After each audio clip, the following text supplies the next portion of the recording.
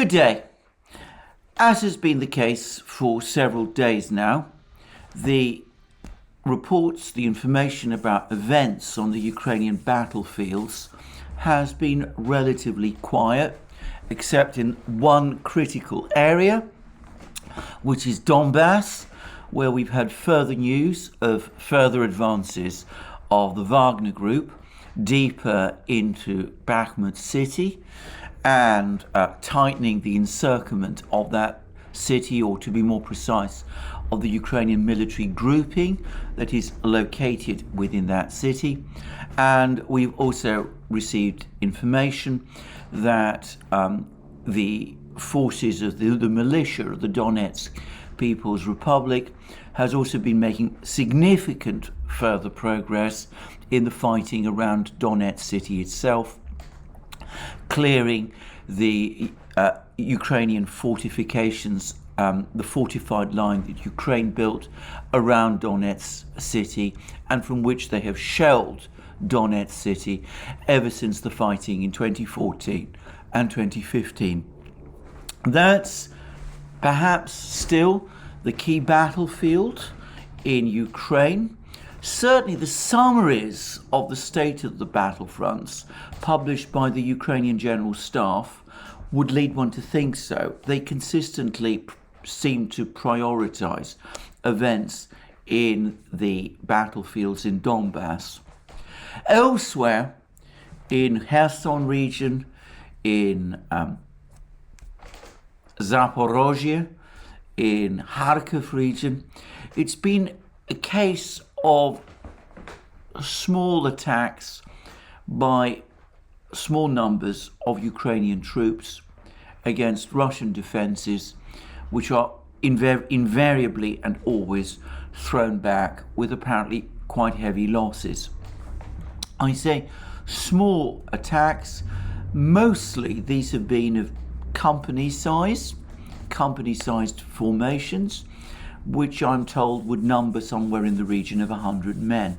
So we're not talking about, whole brigades being thrown into battle. It's rather smaller forces involved. And in one place, the Ardivka bridgehead on the Ingulets River, there's some suggestions now that following the flooding of the Ingulets River, after the Russians destroyed those dams further north in Kryvyi Rog, the city of Kryvyi Rog, there's some information that the Russians are now finally taking steps to clear the bridgehead entirely. There was a report that a Ukrainian helicopter landed in the bridgehead to take away wounded. That might have been done, by the way, with Russian agreement. It's not implausible. But otherwise, there was talk about heavy artillery shelling by the Russians of the remaining Ukrainian troops south of the Ingulets River in this particular bridgehead, which may be a sign that after the destruction of the dam and the rise in the water levels of the Ingulets River, the Russians are now finally acting to clear these Ukrainian pockets which exist south of the Ingulets River. I want to stress this is all very sketchy. As I've said in the past, detailed reports on this part of the battlefield of the war are never as detailed or as thorough as what you get from fighting in places like Donbass or Kharkiv region.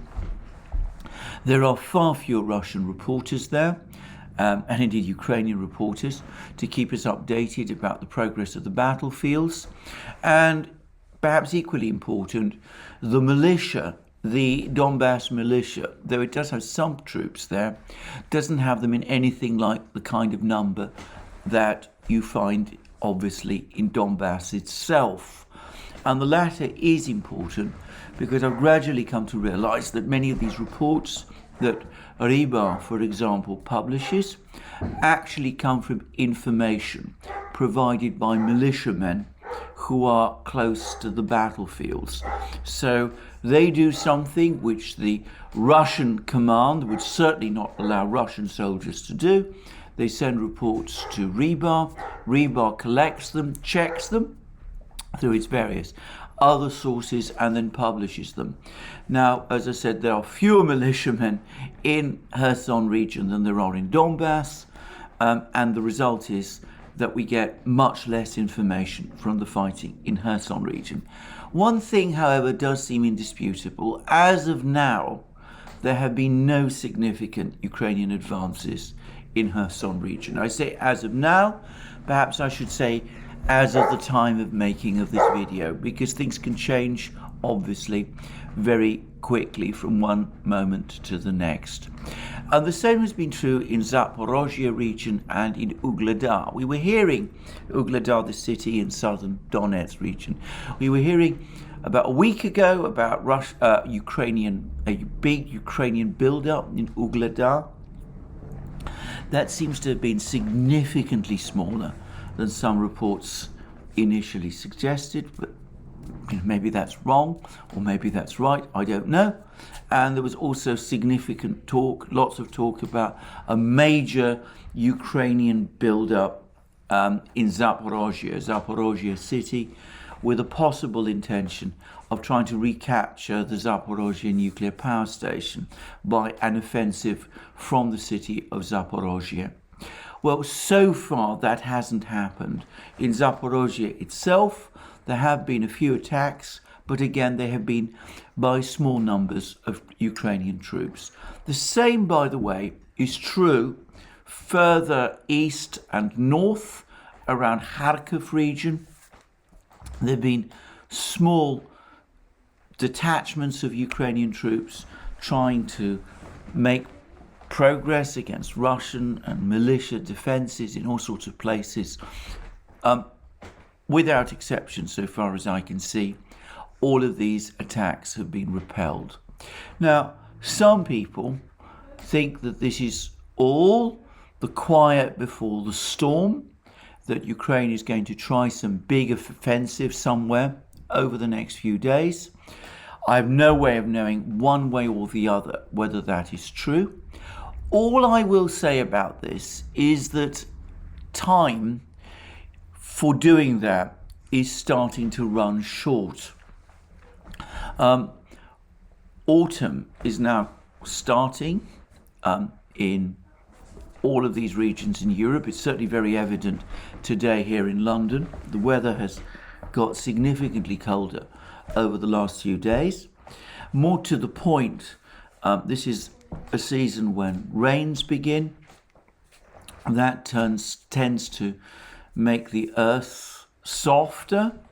I'm skeptical that that has much bearing on Russian vehicles, which are designed to cope with the muddy conditions that you find in autumn in this part of the world, in Ukraine and Russia. But Ukraine now is increasingly using Western armoured vehicles to move its infantry around, and everybody accepts that, with a few exceptions, like a number of Finnish wheeled vehicles that have now been seen on the battlefields, but with few exceptions, these Western tracked vehicles are not really suitable for operations in this type of terrain during the autumn rains and in the mud. And that could bring any offensive that Ukraine is still planning, it might affect it. I mean, that's the story anyway. I mean, again, I want to stress it's what others are saying. I don't know whether it's true. But if that is correct, then, as I said, the time window for launching a further offensive for Ukraine may be closing because of climatic conditions. It's almost certainly closing also because of a completely different reason. And that is that I'm getting the sense that more and more Russian reinforcements are indeed heading towards Ukraine, towards the Ukrainian battlefields. The the Chechen forces, I'm going to continue to refer to them as such, are now there in large numbers. And as I said, they seem to be present in most locations. And they are a significant supplement to Russian combat power in Ukraine.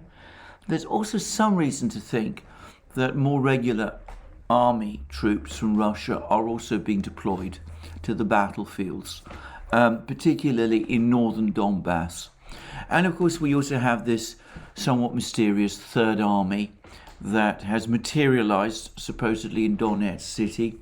I'm not really sure what that's all about and what exactly it amounts to. Then no doubt we will find out in due course. Now, having said all of this, there's just two further topics I want to briefly touch on. The first is that I noticed that the British Ministry of Defence has dedicated its entire update on the war today to the Wagner Group, discussing it in some detail, commenting upon the fact that some of the people who serve in the Wagner Group have criminal records, and mentioning the visit of the founder or purported founder of the Wagner Group, Mr. Prigozhin, to a prison colony in Mordvonia, apparently. I find that very bizarre and rather strange. And, well, someone suggested to me that it may have been that they were bouncing off some of the comments about the Wagner Group that I made in a few of my previous videos, particularly my last one. Well, I don't actually believe that, but it does show how the Wagner Group, with the inroads it's making on Bakhmut, is starting to, shall we say, provoke concern in London with analysts, British defence analysts in London, starting to worry as to exactly what this group is all about and what role it serves in the Russian military system, asking in effect many of the same questions about the Wagner Group and perhaps providing some of the same answers, or maybe completely different answers, to the ones I floated in yesterday's video. The other thing, which is perhaps a more serious matter, in fact it's a significantly more serious matter, is that there have been inevitably reports circulating, especially in the British media, but also possibly in the European media as well, about mass graves being found by the Ukrainians in Izium, in the area of Kharkiv, which the Ukrainians have reoccupied following their recent offensive. Now, I am not going to try and reach any kind of assessment about these claims, which at the moment are largely unconfirmed. I've seen one Russian report say that at least one of these graves is a real grave site, but that the people who were buried there were Ukrainian soldiers who were killed in the fighting in the Izium region in March and April. Now, that may be true, it may not be true. I'm not going to try and guess. Claims have been made by both sides over the course of the war, and I'm going to stick to my rigid policy of not discussing or commenting about them in these programs unless and until an independent investigation, a truly independent investigation, is launched to try to ascertain the truth. Something, by the way, which I don't expect.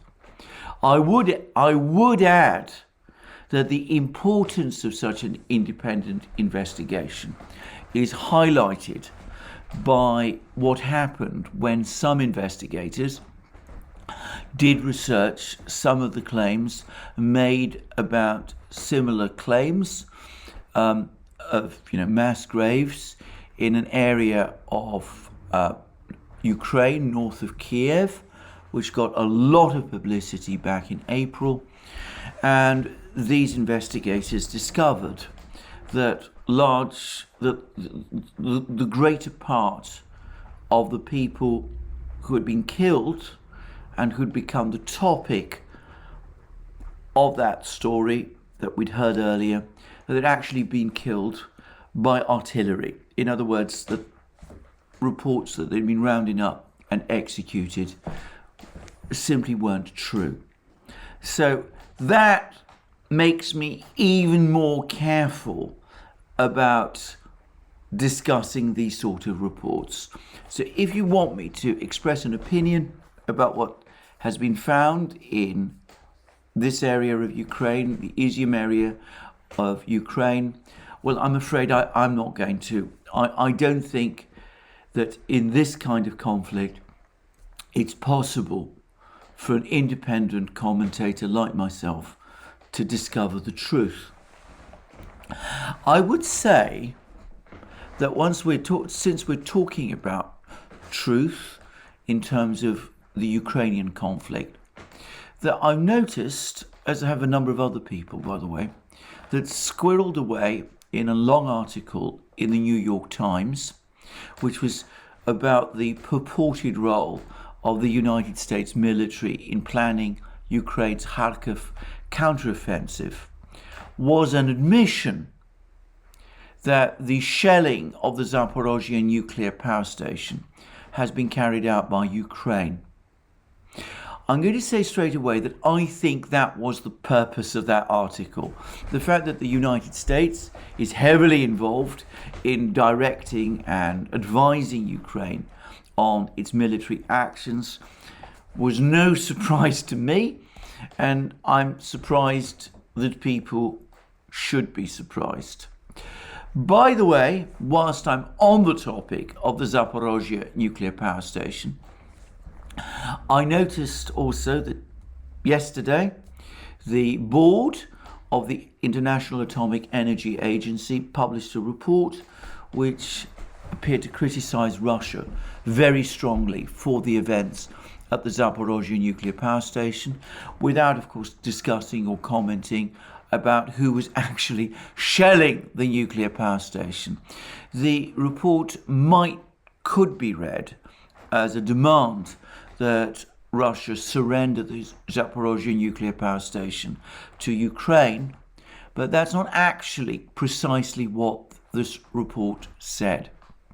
Anyway, the important thing to say about this resolution by the IAEA is that it was supported by 26 countries, all of which are either Western countries or countries aligned with the West. Russia and China voted against this resolution. Other important countries like India, Egypt, and others chose to abstain. And the Russians are pointing out that in terms of population, the countries that either voted against this resolution or abstained actually have, in aggregate, significantly larger populations than the countries which voted for it. My own personal view is that this resolution has little purpose or meaning in itself. It might have been intended to coincide with a Ukrainian attack and recapture of the Zaporozhye nuclear power station. It could conceivably be a green light to Ukraine to carry out an attack to try to recapture the Zaporozhye nuclear power station. But as of now, as of this moment, nothing like that has happened. Elsewhere, there's been continuing shelling by Ukraine of various population centres in Russian-controlled areas. There was Ukrainian shelling. I presume these were HIMARS missile strikes on the building of the regional administration in Kherson city. And there have also been missile strikes on other places, Berdyansk, wherever. Again, I don't think that this has any particular military significance, at least not that I can see. It may be a sign that Ukraine is thinking of attacking these places, or it could alternatively be a sign that Ukraine has given up hopes of attacking these places, but wants to remind the people who live there that it is still a military force, a force to be reckoned with. I noticed, by the way, a fact which few people have commented upon, that attacks by Ukraine on Crimea appear to have come entirely to a stop. Whether this is a temporary thing, whether the Ukrainians are reorganizing and preparing to relaunch attacks on Crimea, either in the same way as before or in some other way, I don't know. But it's been some time since I've heard of any further Ukrainian attacks on Crimea. And again, I wonder why.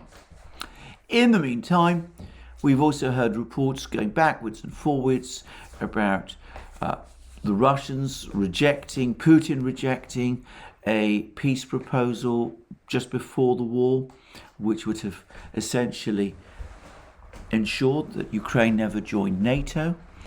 Ukraine has come up with an extraordinary demand for security guarantees from the Western powers, which the Russians interpret as a kind of World War III type scenario. There's also reports about a Ukrainian peace proposal, which is essentially a demand for Russian surrender. I'm going to say that, to my mind, all this activity, all of these proposals going backwards and forwards, or at least coming from the Ukrainian and Western side, can be interpreted in all sorts of ways. But two perhaps are most plausible. One is that they're not intended to be taken seriously at all, but they are rather intended to reopen some kind of discussions with the Russians. That's the optimistic scenario. The other is that they're intended to close discussions with the Russians, that some people in the West are now quietly talking about the importance, the need to open discussions with the Russians, and there's been some responses to all of this. And one of those responses, one of the ways of scotching any idea of negotiations, is for Ukraine to make demands of Russia, which Ukraine knows and its Western sponsors know is unacceptable. I say that because we've had some really extraordinary comments again from Ursula von der Leyen, the President of the European Commission, which appeared to criticise Germany for its slackness in providing more heavy weapons to Ukraine. We've heard brave words from various European leaders about how they will continue with the sanctions, until Russia essentially capitulates.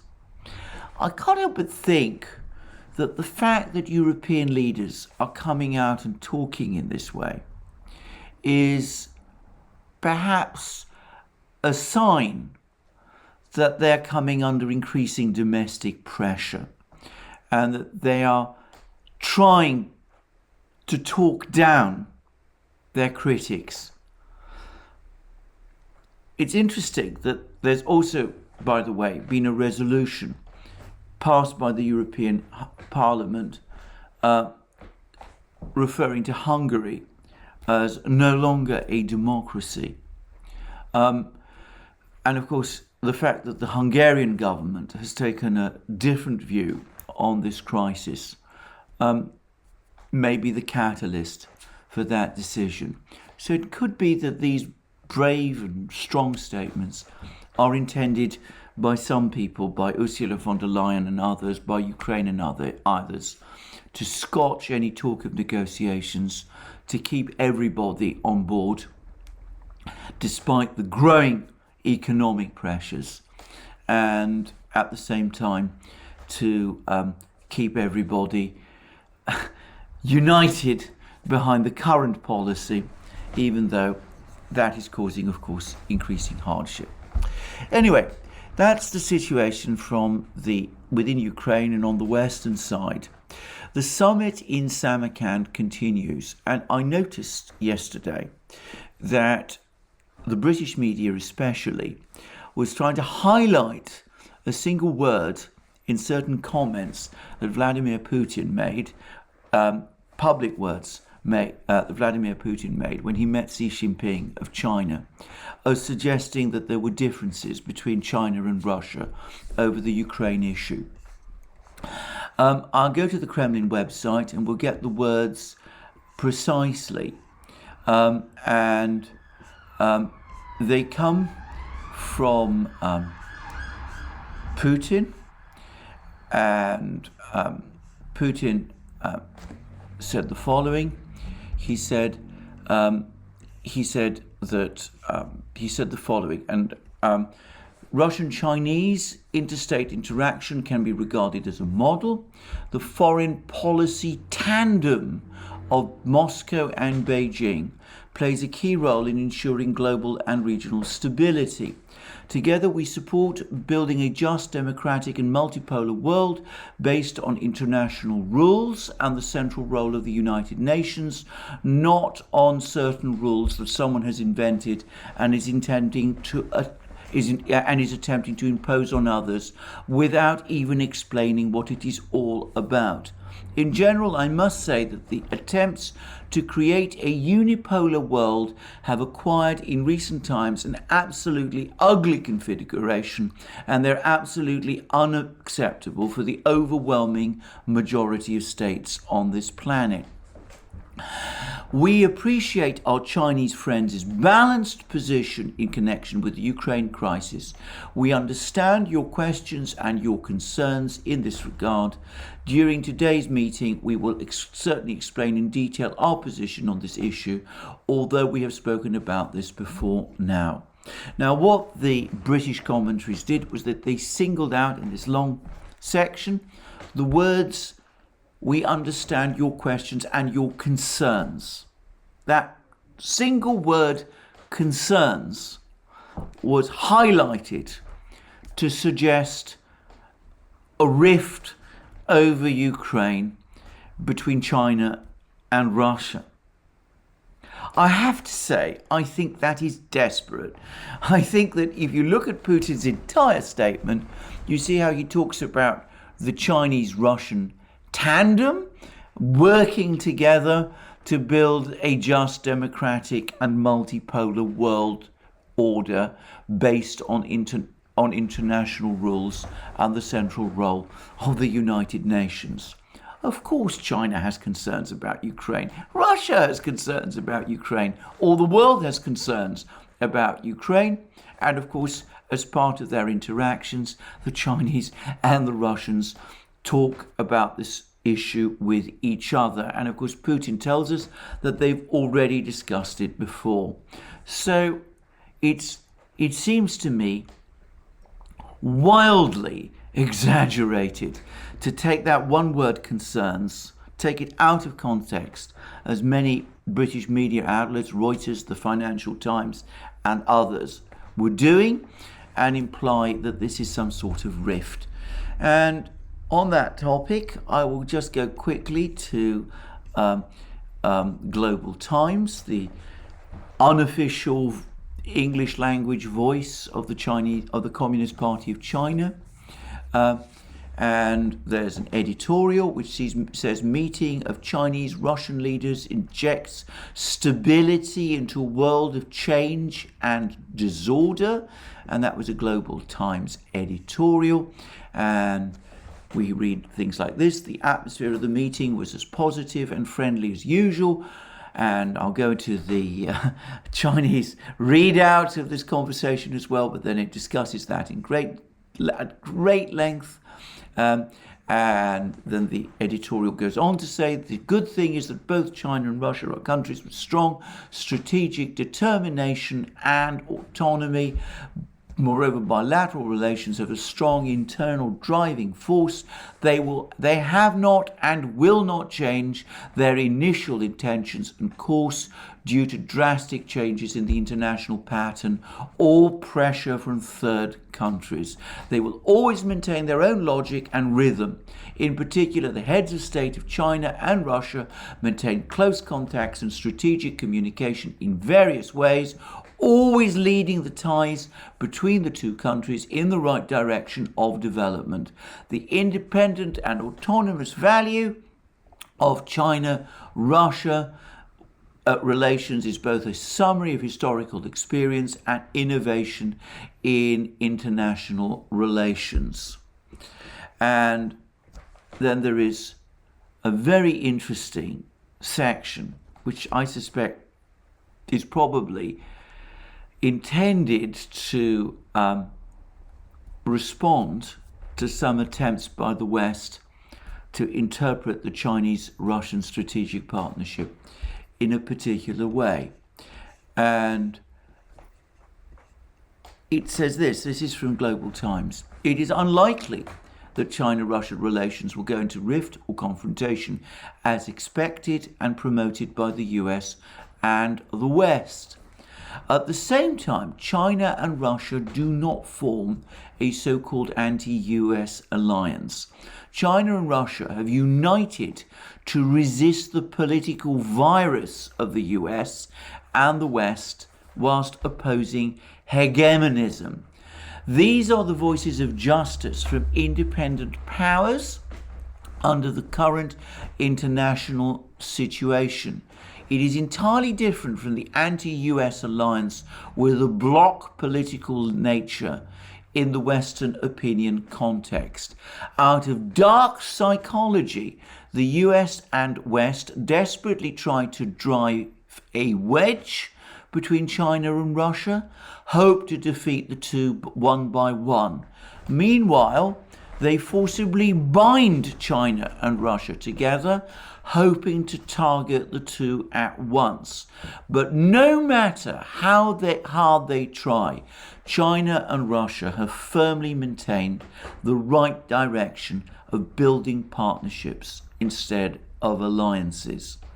So what this rather interesting article is saying, this interesting paragraph is saying, is that China and Russia are working together intensively. They're building up their relations, they're cooperating in every conceivable way and form. But they are not forging an alliance against someone. They're not targeting the West. They're forging a partnership which is intended to secure, to protect themselves and the international order. They're not forming a bloc, they're developing a defensive partnership. What the West is trying to do is simultaneously two things. One, it is trying to create differences between China and Russia. It is trying to drive a wedge between the two. And at the same time, it's trying to claim that China and Russia have formed a power bloc in rivalry to the West. So it's trying to mobilize people in the West to resist this Russia-China bloc, whilst simultaneously trying to drive a wedge between China and Russia. Now, it's an interesting, and I have to say rather tortuous argument, because of course the reality, however much the Chinese and the Russians deny it, is that even if they're not formally a bloc or formally an alliance, the fact that they're working so closely together amounts to all intents and purposes as an alliance. In fact, we have lots of comments over the last few hours from Chinese and Russian officials and commentators that Russian-Chinese relations have never been as good as they are now. And that means that they're even better than they were in the 1950s, when they were, in fact, formal allies. Now, along with these very interesting commentaries in Global Times, the Chinese have also provided a readout of Xi Jinping's meeting with Putin. Now, like all Chinese readouts, it's extremely long, but I will focus on what the Chinese readout says Xi said. And this is what he said. President Xi noted that since the beginning of the year, China and Russia have maintained effective strategic communication. Effective strategic communication. So they've been talking all the time, including about Ukraine. And they've been talking about it effectively.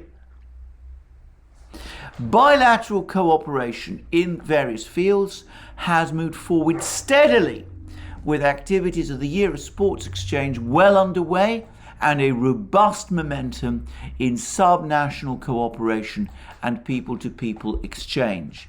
The two countries have maintained close coordination on the international stage to uphold basic norms of international relations. In the face of changes of the world, of our times and of history, China will work with Russia to fulfill their responsibilities as major countries and play a leading role in injecting stability into a world of change and disorder. Change and disorder implicitly, by the way, the result of the actions of the Western powers. And then the readout goes on to say, President Xi emphasized that China will work with Russia to extend strong mutual support on issues concerning each other's core interests. And Ukraine obviously is a core interest for Russia. And as both sides, both Putin and Xi, were at pains to make clear, Taiwan is a core interest for China. China makes clear that the two issues are very different from each other. Ukraine is a recognized sovereign state. Taiwan is not, at least not so far as China and nearly practically all the countries of the world are concerned. But implicitly, by saying that the two countries will provide mutual support on issues concerning each other's core interests, that means that China is at least quietly backing Russia over Ukraine. Anyway, to continue with the readout, and deepen practical cooperation in trade, agriculture, connectivity, and other areas. The two sides need to enhance coordination and cooperation under multilateral frameworks, including the Shanghai Cooperation Organization, the Conference on Interaction and Confidence Building Measures in Asia, and the BRICS, to promote solidarity and mutual trust among various parties, expand practical cooperation, including perhaps setting up of a BRICS reserve currency, and safeguard the security interests of the region as well as the common interests of the developing countries and emerging markets. Note those last words. I said in a recent video that certain statements made by Putin and Shoigu highlighted the fact that the Russians are now telling developing countries and emerging markets, in other words, the global south, that in Ukraine, Russia is fighting their cause. Xi Jinping is now saying essentially the same thing, that China and Russia are pushing back against the West, not just in their own interests, but in the common interests of the developing countries and emerging markets, in other words, of the global south. So there we go. No sign, as far as I can see, of any kind of fissure between the Chinese and the Russians at all. This isolated homing in on one word concerns in what were actually very friendly exchanges between Putin and Xi at the start of their meeting, parts of which the Kremlin itself reported. I mean, this taking out of context of that word, to my mind, it almost amounts to misrepresentation. I could use a stronger word. But anyway, there we are.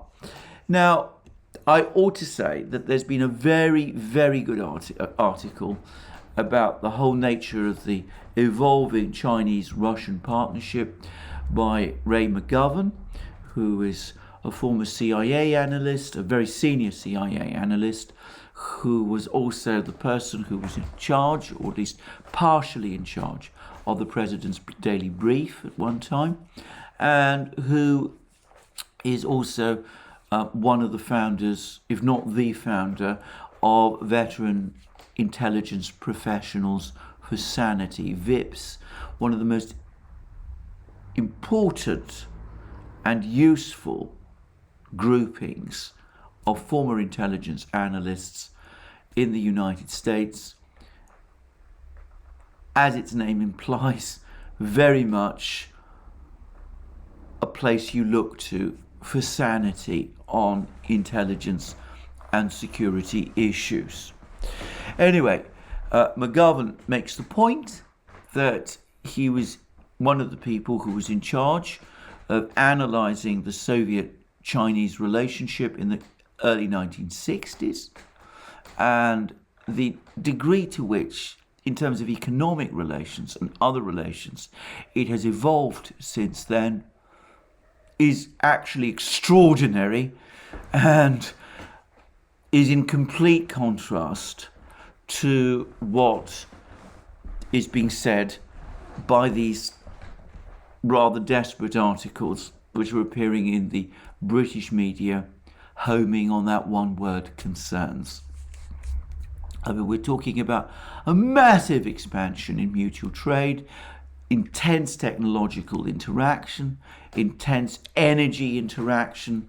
So focusing on that one word, concerns, is actually borderline absurd when you look at the totality of the relationship between the two leaders, Putin and Xi, and between the two countries, China and Russia. Anyway, enough of that. For me, the most extraordinary, indeed remarkable meeting that Putin has had so far in Samarkand, at least judging from the Kremlin readout, was not the one between Putin and Xi, though that no doubt is the most important. It's actually the meeting between Putin and the Prime Minister of Pakistan, Shehbaz Sharif. Now, as many of you no doubt know, Shehbaz Sharif became Prime Minister of Pakistan following the parliamentary ouster of the previous Prime Minister of Pakistan, Imran Khan, as a result of a parliamentary manoeuvre, a no-confidence vote, which many people in Pakistan believe was engineered by the United States. There was supposedly Imran Khan was becoming altogether too independent-minded. He was becoming too friendly to the Russians. He actually was in Moscow at the time when Putin announced the special military operation in Ukraine. He had a very friendly meeting with Putin. The United States was extremely angry, and the narrative goes it engineered his removal and his replacement, Imran Khan's replacement, with Mr. Sharif, who was universally expected to be following a much more pro-US, anti-Russian line. Well, look at what Prime Minister Sharif of Pakistan is reported by the Kremlin to have said over the course of his meeting with Putin in Samarkand. I just want to let you, that's Putin, know that my fond memories with your great country go back to 1968, 1969 when I was a student. That was my first trip to any international country. So I went to Moscow. My father sent me for business training. I met companies like Stanko Import and Machine Export. They had their office at Dom 35, Moscow. That is my memory with your great country. At that time, we had barter trade between Pakistan and the Soviet Union. The first steel plant was built by the Soviet Union in Karachi. His grandfather, Zulfikar Ali Bhutto, laid the foundation stone. We had tremendous partnership. That is the kind of relationship Pakistan had with your great country. It is on its own. It does not need any support. It is inclusive, and it is not at the cost of any other country. Your Excellency, he's talking to Putin now, Your Excellency, we want to build our relations with your great country with full commitment and full dedication because you are a superpower. Pakistan stands to gain from this mutual cooperation, mutual understanding, promoting trade, investment, and other areas like gas pipelines. We had signed a protocol in 2016-2017 that needed to be implemented. Unfortunately, for some reason, it could not be. But I know the potential of your great country has, from which Pakistan must benefit in our own interests. I have come here with my delegation with this proposal for your kind consideration. Mr. President, we need to further cement our relations. We need to further build our relations in the field of energy, in the field of trade, in the field of investment, and of course, other such significant strategic areas. You are a man of action. You decide and then you implement. I want to assure you that I want to work closely with you for our mutual benefit. Well, I'm not quite sure what Putin would have made out of all these gushing comments, but note the incredibly favourable comments about Russia from the Prime Minister of Pakistan, the supposedly pro-American Prime Minister of Pakistan. And of course, if you are going to drill past all these flowery words, notice the rather interesting words. Pakistan stands to gain from this mutual cooperation, mutual understanding, promoting trade, investment, and other areas like gas pipelines. In other words, Pakistan wants a pipeline, a gas pipeline from Russia, presumably via Central Asia, across Afghanistan to Pakistan, and who knows, perhaps beyond that to India too. There was apparently some kind of discussions about this, and even a protocol or letters of agreement were signed in 2016-2017, but it wasn't taken forward, perhaps because the Russians at that time were thinking about other things. That's how you could interpret some of these words. But Prime Minister Sharif has now come, apparently with a strong delegation, intending to revive this whole process. And that's, as I said, from the supposed pro-American Prime Minister of Pakistan. Now, people in the West talk about Russia becoming isolated, being treated as a rogue nation. Obviously, that's not the case. People are talking about Russia finding no customers for its energy. Well, here we see the Prime Minister of Pakistan, the supposedly pro-American Prime Minister of Pakistan, holding out for gas pipelines. There's been an extraordinary photograph circulating of the meeting in Samarkand. It shows a whole cluster of leaders sitting in some conference centre around on sofas around a low table, which is all kinds of canapes and food things laid out, and they're all laughing and smiling at each other, except for one of them, who's President Erdogan, who's talking, addressing the others with a look of certain seriousness, and next to him is his friend and ally, President Aliyev of Azerbaijan. There's one of the Central Asian leaders, I think it's the president of Tajikistan, also on one of those sofas. Then there's Putin, and next to Putin is the president of Belarus, President Lukashenko, who is now also applying, by the way, for membership of the Shanghai Cooperation Organization. That membership having now just been granted to Iran, whose president, Ebrahim Raisi, has also had a meeting with Putin. So there they are, all of these leaders at this table, and they all look in an extremely good mood. They're all smiling, apart from Erdogan, as I said, who's looking a little solemn. But all of them are smiling, all of them are cheerful, all of them look happy, all of them look relaxed. I can't help but think that when Western leaders meet, especially European leaders meet nowadays, you won't find such a cheerful look on their faces. It does make an interesting contrast to the sort of grim statements of purpose and these implicit threats to dissident members that we see coming out from the Western world at this time. Well, that's my video for today, another long video. Be more from me soon.